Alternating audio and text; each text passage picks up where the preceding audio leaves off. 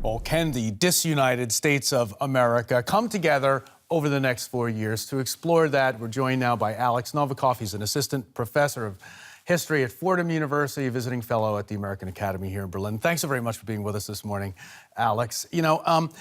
First off, your research focuses on historical Christian, Muslim, Jewish relations here in Europe. Can Donald Trump be the kind of leader that brings together those communities in the modern era in the United States? I think that remains to be seen. Obviously, a lot of what he said has been very polarizing. It's been polarizing for people in the Muslim community, people in the Jewish community, even in the Christian community as well.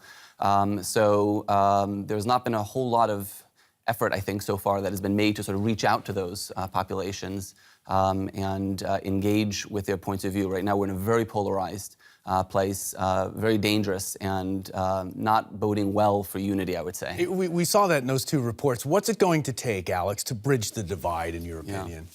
Well, I mean, I think one of the keys to interfaith relations in general and then bringing people together is to listen. That is one of the successful elements of dialogue. There's not been a whole lot of listening lately. There's been a lot of talking, a lot of anger. There's more and more anger, as we're seeing on the streets now. I think it's probably important for everybody to just take a deep breath, step back, perhaps listen to voices that they haven't listened before. But that applies for all sides, and I think this is really key. Some of the voices are those from the past, one that your research centers on. There were tremendous debates at Salamanca, at Toledo, in the Middle Ages, those universities, between Jews and Catholics and Muslims. Do we need to do that again? Do we need to start this debate culture up again?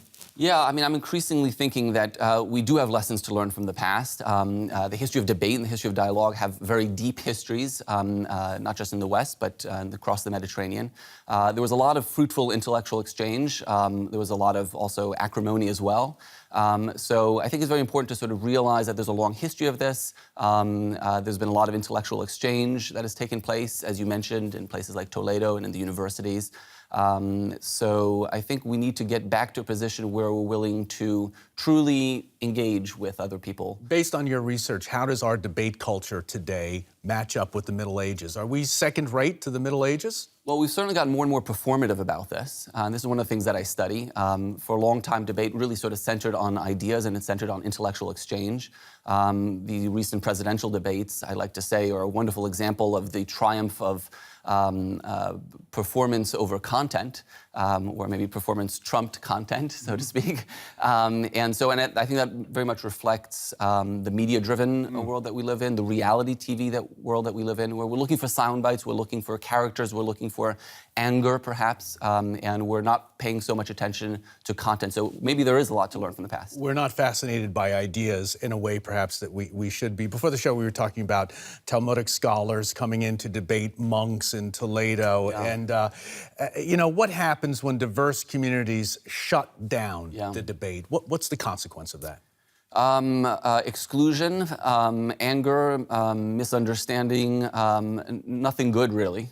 I think opening the channels of communication are really essential. And we can hope, maybe hoping against hope, but we should certainly hope that there will be opportunities for Muslims, Jews, Christians to come together, that President-elect Trump will reach out in some way. The onus is on him, is what you're saying. I think so. I mean, I think given how polarizing this campaign has been and given how polarizing some of the comments that he's made, I think really the onus is on him to sort of extend an olive branch, so to speak. Okay, let's talk in practical terms about how to do that. What do conservatives and people on the left need to do in the United States and here in Europe to get the bridges going, to open the toll bridges, to get some movement between the two sides? What can we do?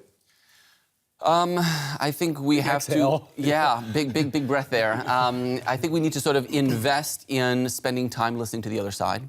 And this goes as well for Republicans as for Democrats. There's been a big divide between urban and rural, or wealthy and less wealthy segments of society. So I think we need to sort of invest long-term over this. I mean, certainly I teach at a university.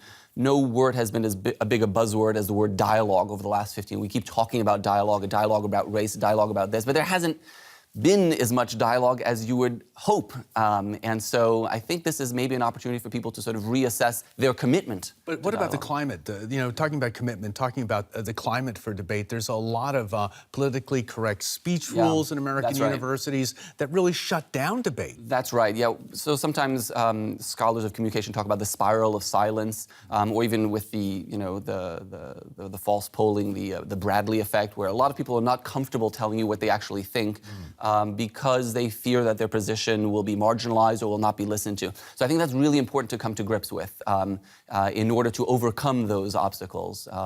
Otherwise, we will be getting into a position where people do not feel comfortable telling you their opinion, and they will go and vote a very different way than they might tell a pollster. Which no one would expect. No one would expect, and surprise and confuse everyone. So the spiral of silence needs to be broken. I think it needs to be recognized in order to be broken, yeah. I think that's a great takeaway for today. Alex Novikoff, Assistant Professor of History at Fordham University. Thanks so much for being with us. Thank you.